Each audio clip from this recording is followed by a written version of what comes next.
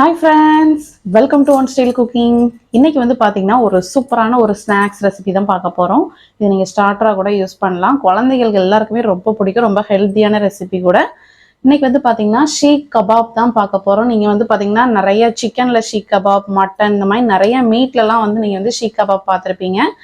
இன்னைக்கு வந்து பாத்தீங்கன்னா இந்த புரட்டாசி மாசம் வந்து நிறைய பேர் வெஜ்ஜு சாப்பிடுவாங்க. ஸோ நீங்க நார்மலா எல்லா டைம்லயுமே சாப்பிடலாம். ஹை ப்ரோட்டீன் உள்ள நம்ம மீல் மேக்கர் அந்த சோயா சங்க்ஸ் இருக்குல்ல, ஸோ அந்த சோயா சங்க்ஸ் வச்சு ஈஸியா வந்து ஒரு ஷீக் கபாப் பண்ண போறோம். வாங்க எப்படி ஈஸியா டேஸ்டியா செய்யலாங்கிறத பார்க்கலாம். இப்போ வந்து பாத்தீங்கன்னா அந்த 1 கப் அளவு சோயா எடுத்திருக்கேன். இது வந்து நம்ம ஒரு பேன்ல வந்து தண்ணி வச்சு நல்லா கொதிக்க வச்சிருக்கேன்.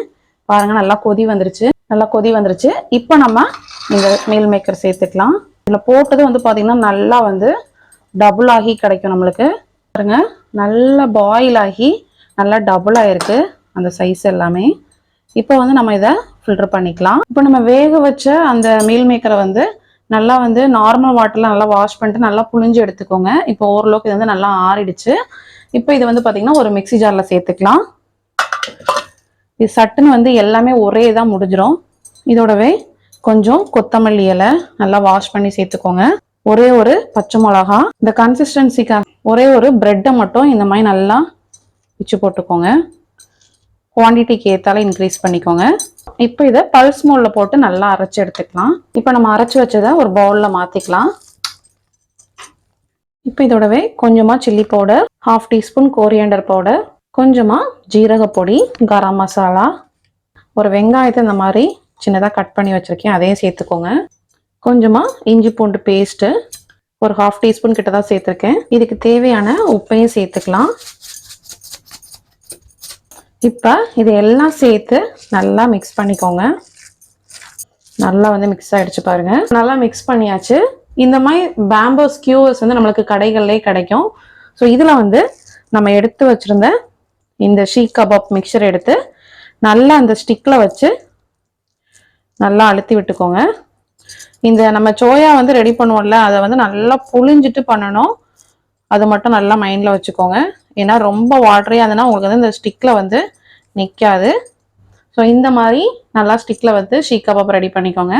இப்போ வந்து நம்ம கிரில் பேனில் போட்டு எடுத்துக்கலாம். கிரில் பேன் எடுத்திருக்கேன். இந்த கிரில் பேனில் ஃபஸ்ட்டு ஆயில் சேர்த்துக்கோங்க. கொஞ்சமாக நல்லா எல்லா பக்கமும் நல்லா ஈவனாக போகிற மாதிரி வச்சுக்கோங்க. நம்ம ரெடி பண்ணி வச்சுருக்க ஸ்கியூவர்ஸ் இதில் வச்சிடலாம்.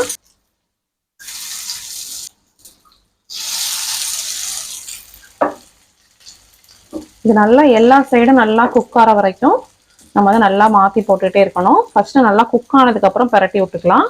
கேர்ஃபுல்லாக ஒவ்வொரு சைடாக அந்த மாதிரி மாற்றி விடுங்க.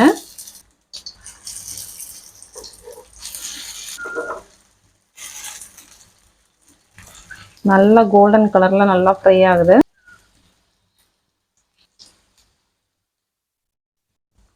பாருங்க. நல்லா ஈவனாக எல்லா சைடும் நல்லா ஃப்ரை ஆயிடுச்சு. ஆயில் வந்து அப்சர்வ் பண்ணலை. இப்போ நம்ம இதை எடுத்துடலாம். ரொம்பவே சூப்பரான டேஸ்டான நம்மளோட சோயா சங்க்ஸ்ல செஞ்ச நம்மளோட ஷீக் கபாப் ரெடி ஆயிடுச்சு. கண்டிப்பா நீங்களும் இந்த ரெசிபி வீட்டில் ட்ரை பண்ணி பாருங்க.